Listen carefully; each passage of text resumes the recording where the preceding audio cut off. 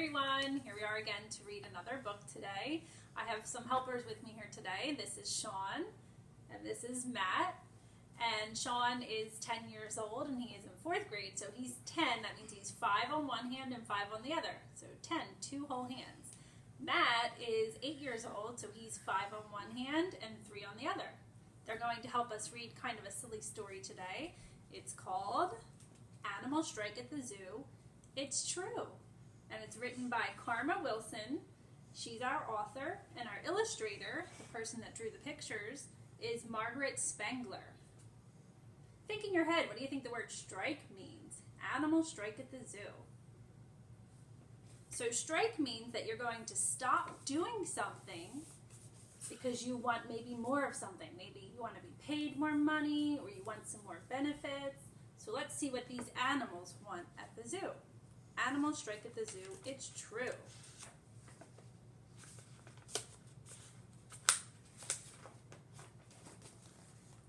There's an animal strike at the zoo. It's true. The headlines are telling it all. The animals quit. That's it. We're through. Say all the critters from biggest to small.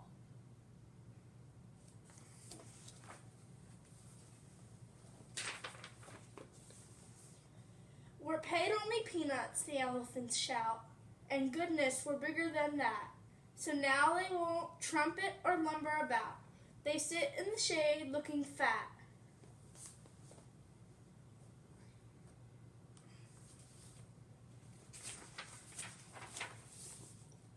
The monkeys won't monkey around anymore. You won't see us climbing again. They wallow like big monkey lumps on the floor. We want a nice pool in our pen.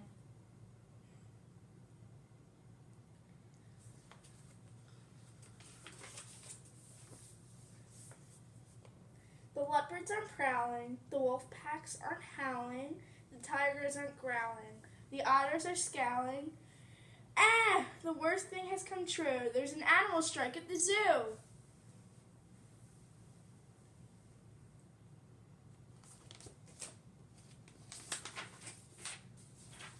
The zebras are looking like horses today. They painted their stripes in, you see. We're all sick and tired of eating this hay. Our good looks do not come for free.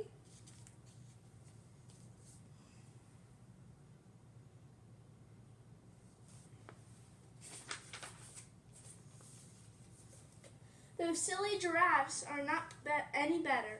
You won't see our necks anymore. They're knitting themselves lots of turtleneck sweaters, which go from their heads to the floor.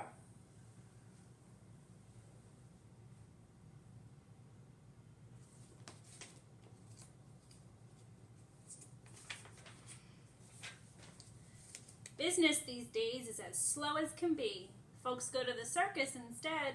Nobody wants to pay money to see the animals lying in bed. The lions aren't roaring, the eagles aren't soaring, the penguins are snoring. It's all rather boring. What can the zookeeper do? There's an animal strike at the zoo.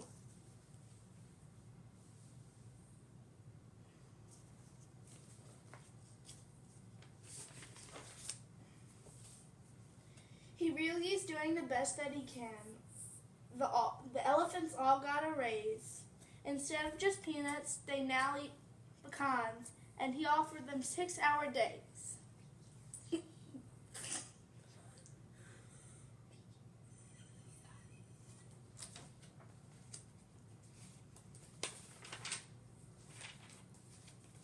The monkeys were given a small kiddie pool, and he's feeding the zebra sweet oats.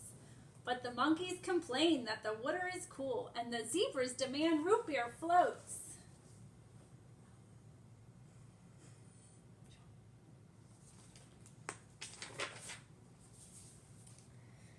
Then in through the gate walks sweet little Sue. She just can't believe that she's here.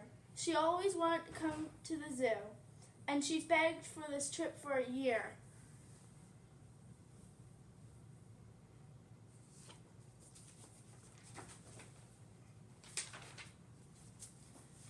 But no birdies are peeping, no lizards are creeping, no bunnies are leaping. Then poor Sue starts weeping. Her heart is broken in two. by the animal strike at the zoo.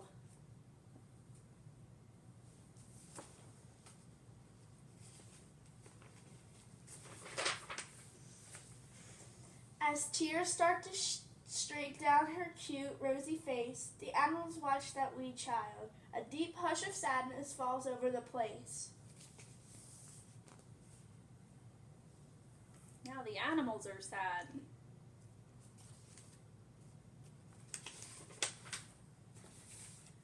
And then they go totally wild with roaring and peeping and howling and growling. All critters from biggest to small start soaring and creeping and leaping and prowling. Then little Sue laughs at them all.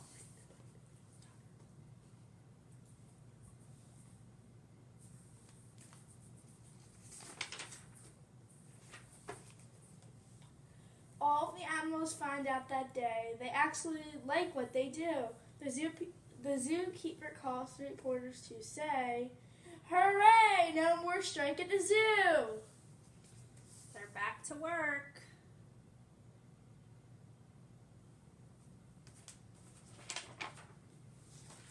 But the bear at the circus won't pedal his bike. Uh-oh, he says he's on strike. Now there's trouble at the circus. The end. We hope you enjoyed that silly little story about the animals at the zoo. And we came up with a quick little art project you can do if you have time this week. It's real easy. First one is a lion. Here's what it looks like when it's all done. And Matt's going to show us what to do first. Go ahead, Matt. We're going to draw our yellow circle face. And then he's going to add his eyes and his nose.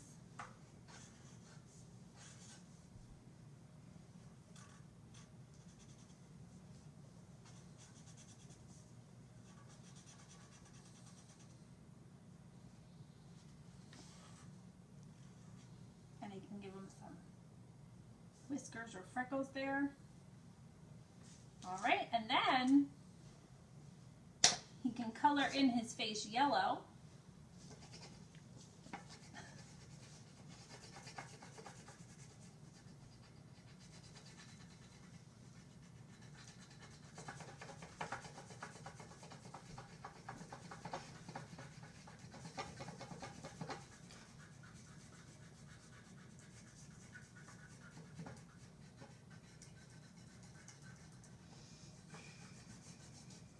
Now we're going to do something fun. We're going to paint with a fork to make our lion's furry mane around his face. So we're going to do some fork painting. And you just dip your fork into the paint and then press it like a stamp. We've done stamps at school. You press it like a stamp on your paper.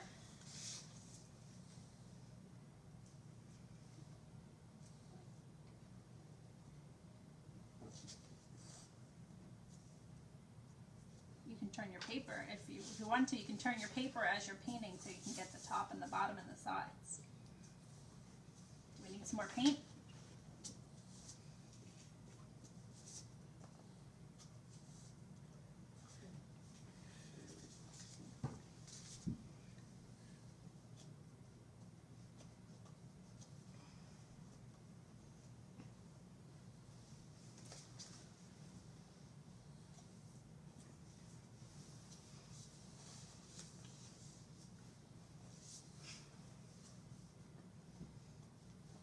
Good job. And here is Mr. Lion. Ah! And now Sean's going to do a bear for us.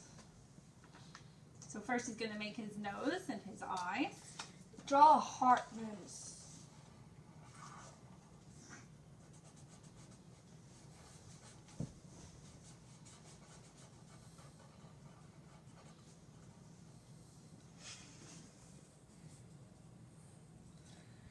Then you draw eyes.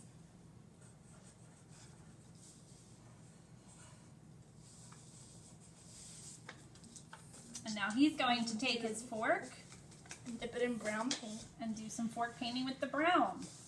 for its fur. And the bear kind of has fur all over his face. So we can go all around his eyes and his nose. And if you wanted to, you could even give him a mouth.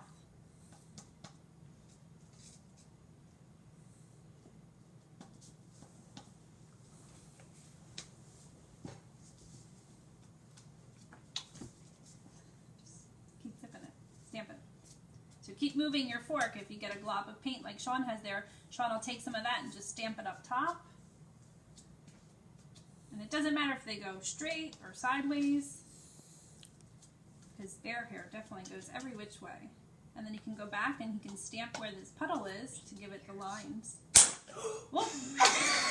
Don't press too hard or your fork will break.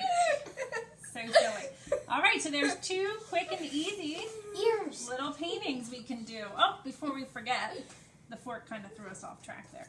We can add some brown ears at the top. You can either wait till it dries or add it at the top. Oh, so strong. Stop. No. This end you're going.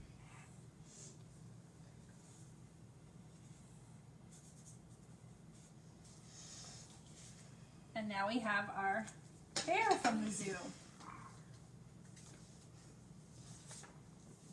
So maybe if you have some time this week, you can give it a try. Do some fork painting. There's lots of different animals you could do. You could even make a chick for Easter. You could make a porcupine. Or just have some fun just painting all kinds of designs with the fork. All right, I'll see you in a few days. I hope you're enjoying this time. Have a good day. Bye.